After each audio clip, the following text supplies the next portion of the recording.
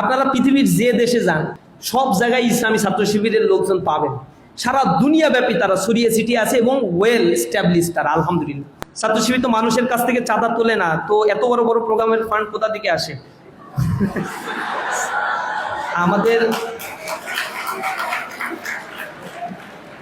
আমাদের আমাদের টাকার সোর্স আমাদের কনস্টিটিউশনে বলা আছে।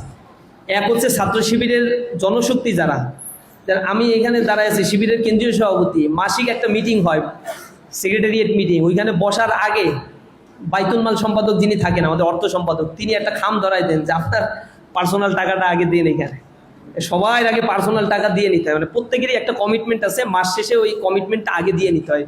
এখন আমাদের ধরেন 15-20 লাখ জনশক্তি, আমাদের বিশাল একটা সংখ্যা, সমর্থক মিলে এরা যদি 10 টাকা 20 টাকাও দেয় তাও অনেক টাকা, আল্লাহর রহমতে এতে বরকত হয়। কারণ আমাদের এই টাকাগুলো নিয়ে আমাদের তো সরাইখানায় যেতে হয় না, এরপরে হচ্ছে অনেক কিছু করতে হয় না, কিছুই করা লাগে না, টাকা সব থেকে যায়।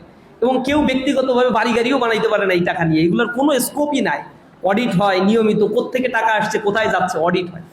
দ্বিতীয় আয়ের সোর্স হচ্ছে এই যে জন্মলগ্ন থেকে শিবির এই পর্যন্ত যে লক্ষ লক্ষ জনশক্তি বিদায় দিছে। আপনারা পৃথিবীর যে দেশে যান, ইসরায়েল বাদে সব জায়গায় ইসলামী ছাত্র শিবিরের লোকজন পাবেন। সারা দুনিয়া ব্যাপী তারা ছড়িয়ে ছিটিয়ে আছে এবং ওয়েল এস্টাবলিশ তারা, আলহামদুলিল্লাহ। এই মানুষগুলো আমাদের ভালোবাসে, তারা আমাদেরকেও ফাইন্যান্সিয়ালি হেল্প করে বিভিন্ন প্রজেক্টে। এবং একবার ছাত্র শিবির যে করে, এই বেচারা জীবনে ছাত্র শিবির আর ছাড়তে পারে না। ওয়ান্স আপন এ টাইম আর শিবির ইজ অলওয়েজ শিবির, এটা আমাদের স্লোগান। তারা আমাদেরকে হেল্প করে, এটা আমাদের একটা বড় সাপোর্ট। এই প্রোগ্রামের কথা বললে চারিদিক থেকে টাকা পয়সা এসে জমা হয়ে যায়, শিবিরের সভাপতি প্রোগ্রাম করে ফেলে। আর একটা আয়ের সোর্স আছে, আমাদের প্রকাশনা আছে, প্রায় 200 আইটেমের বই প্রকাশনা আমরা বের করি।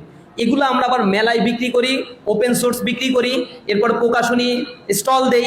এই স্টল থেকে আমাদের আয় হয়, ওই আয়টা হচ্ছে আমাদের উৎস। এইগুলো ছাড়া আমাদের আর কোনো আয়ের উৎস নাই। আমাদের বিভিন্ন জায়গায় টেম্পো স্ট্যান্ড বা বাস স্ট্যান্ডের কাছে যাইতেও হয় না, আল্লাহ এখান থেকে আমাদের হেফাজত করছে, আলহামদুলিল্লাহ। শিক্ষার্থীদের একাডেমিক উন্নতির পাশাপাশি ক্যারিয়ার গঠনে আপনারা কি ধরনের সহযোগিতা বলছি? শিবিরের ছাত্রদের গবেষণার জন্য কি কোনো ফান্ড আছে? আমাদের স্পেশাল ফান্ড নাই, তবে নিড বেসিসে আমরা হেল্প করি।